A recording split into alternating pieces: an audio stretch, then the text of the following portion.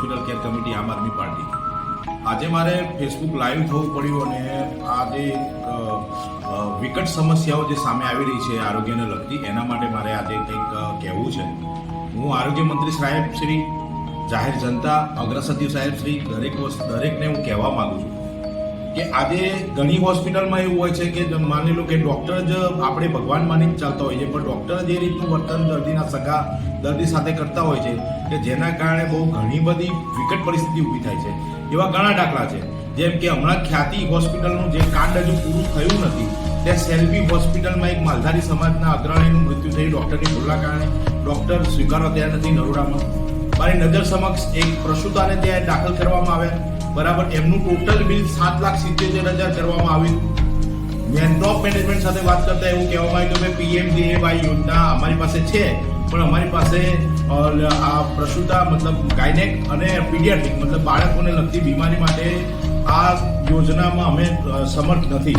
મેં એમને પૂછ્યું મેં કેમ, કે અમે ક્લસ્ટર લીધું નથી. એટલે શું આ હોસ્પિટલોની મનમાનીથી આપણી સરકાર ચાલે છે? હોસ્પિટલો સાથે કેવી રીતની સાંઠગાંઠ હોય છે સરકારને કે ખબર જ નથી પડતી. સામાન્ય પબ્લિક જાય છે. 7,77,000 રૂપિયા બિલ એક મધ્યમ વર્ગનો વ્યક્તિ કે કોઈ પણ વ્યક્તિને પોસાય નહીં, અને એ પણ પ્રસૂતામાં. અને એમાં પણ પરિણામ આવ્યું કે અધૂરા માસે બાળક જન્મ્યું 7.5 મહિને, તો એ બાળક અધૂરા માસે જન્મવાના કારણે બહુ કોમ્પ્લિકેશન્સ માતાને બી થયેલા અને એ બાળક એક્સપાયર થઈ ગયું. ટૂંકમાં કહેવા મતલબ શું છે કે આ જે પણ ચાલી રહ્યું છે હોસ્પિટલોમાં એ ખરેખર અંધાધૂંધ ચાલી રહ્યું છે. એક મોટો બીજો બનાવ એ બન્યો છે હમણાં ભાવનગરની સરટી હોસ્પિટલ, એટલે સર તખતસિંહજી હોસ્પિટલ સરકારી હોસ્પિટલ છે. સરકારી હોસ્પિટલમાં ગાયનેક વોર્ડમાં એક પેશન્ટ અત્યારે હાલમાં એડમિટ છે, બરાબર છે. એ સવારથી ડૉક્ટર એને નોર્મલ ડિલિવરી કરવાનું કહેતા હતા, બરાબર. ત્યાં બપોર સુધી જો એના પરિવારવાળાએ કીધું કે સાહેબ કંઈ નહીં, સવારે 5 વાગે દાખલ કરેલા, બપોરે 2 વાગ્યા સુધી કંઈ રિઝલ્ટ ના આવતા એમના પરિવારે કહ્યું કે ભાઈ સાહેબ તમે સીધર કરો, તો ડૉક્ટરનો ઉદ્ધત જવાબ, તમને ખબર ના પડે, તમે શું છે, આમ છે તેમ છે. એટલે પરિવારવાળા બી સંકુચિત થઈ ગયા કે ભાઈ હવે અમારે શું કરીએ, બરાબર. અને એના કારણે ડૉક્ટરે લેટ એની સિઝરિંગ તો કર્યું જ. જો કદાચ 8 ડૉક્ટરો પ્રાઇવેટ હોસ્પિટલ ચલાવતા તો તાત્કાલિક પણ સિઝરિંગ કરે, કારણ કે એમાં એમને રૂપિયા મળે, બરાબર. સરકારી હોસ્પિટલના ડૉક્ટરના કારણે અત્યારે માતાનું બી જીવ જોખમમાં હતો અને બાળક તો જોખમમાં છે. છેલ્લા 3 દિવસથી બાળક પીડિયાટ્રિક ડિપાર્ટમેન્ટમાં કાચમાં રાખવામાં આવ્યું છે, ઓક્સિજન ઉપર છે, મતલબ એ બાળકનું કોઈ મૂવમેન્ટ નથી, વેન્ટી ઉપર જ છે. ત્યાંથી અત્યારે હાલ પણ પીડિયામાંથી પણ કોઈ જવાબ મળતો નથી. મારો કહેવાનો મતલબ એક જ છે કે અગ્ર સચિવ સાહેબ હોય કે આરોગ્ય મંત્રી સાહેબ હોય કે સાહેબ મહેરબાની કરો, આ જનતા ઉપર દયા કરો, કારણ કે જ્યાં ત્યાં તમારા ખરેખર બહુ બરાબરના ધાંધિયા ચાલી રહ્યા છે. અગ્ર સચિવ સાહેબને કિડની વિશેની ભરતી વિશે મેં પૂછ્યું તો એવું કહ્યું કે દરેક પાર્ટી જો આ રીતે કમિટીઓ બનાવશે તો અમારે બધાને જવાબ. સાહેબ કમિટી નહીં, રાષ્ટ્રીય પાર્ટી છે આમ આદમી પાર્ટી, રાષ્ટ્રીય પાર્ટી અને એની કમિટી છે હોસ્પિટલ કેર કમિટી.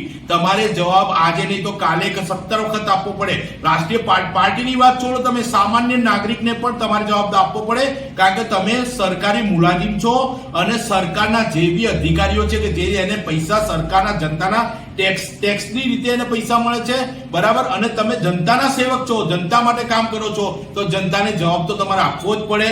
કોઈ પણ નાનો મોટો કેસ હશે તો ડાયરેક્ટ પોલીસમાં જવામાં આવે ડોક્ટર સામે, તો પોલીસ એમ જ કહે છે કે ભાઈ મેડિકલ કાઉન્સિલમાં જાઓ. મેડિકલ કાઉન્સિલ એટલે શું?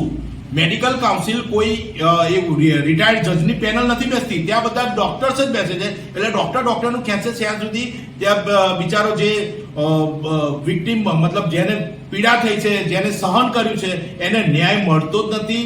હવે આ મેડિકલ કાઉન્સિલનો હું આવતી વખતે જ્યારે પણ ફેસબુક લાઈવ થઈ, જ્યારે પણ હું આવીશ ત્યારે મેડિકલ કાઉન્સિલના બધા પર્દાફાશ કરીશ.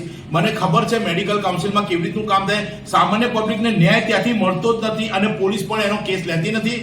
ત્યાં ના ન્યાય મળે એટલે એને હાઈકોર્ટમાં જવાનું કહેવામાં આવે છે, સુપ્રીમ કોર્ટમાં જવાનું કહેવામાં છે. આવા ઉદ્ધતાઈભરે વર્તન હોય છે. એટલે મેડિકલ કાઉન્સિલને અહીંયાથી બરતરફ કરવામાં આવે કે મેડિકલ કાઉન્સિલ કાં તો રિટાયર્ડ જજની પેનલ બેસાડવામાં આવે. આ મારી માગણી છે.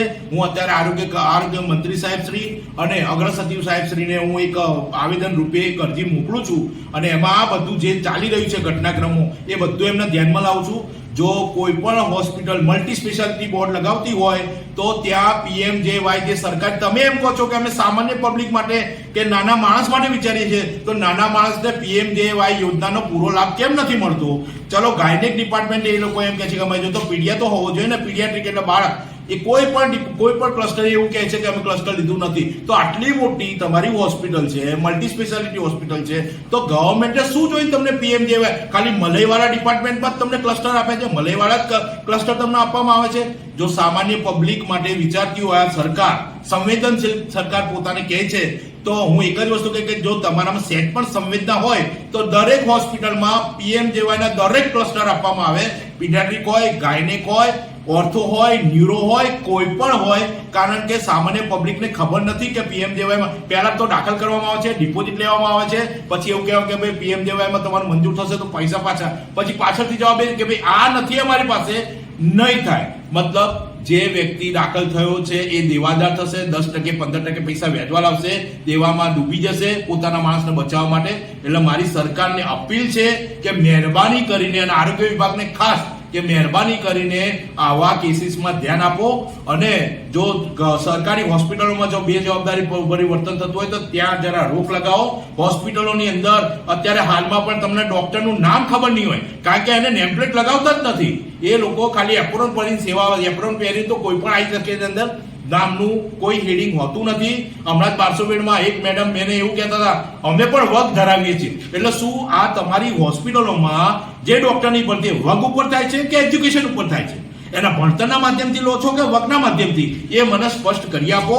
સાહેબ શ્રી, મારી વિનંતી છે આ જાહેર જનતા વતી આમ આદમી પાર્ટી હોસ્પિટલ કેર કમિટીના અધ્યક્ષ સ્થાનેથી હું આપને એક વિનંતી કરું છું કે તમારું જે બી આ વલણ છે એ સુધારવાનું પ્રયત્ન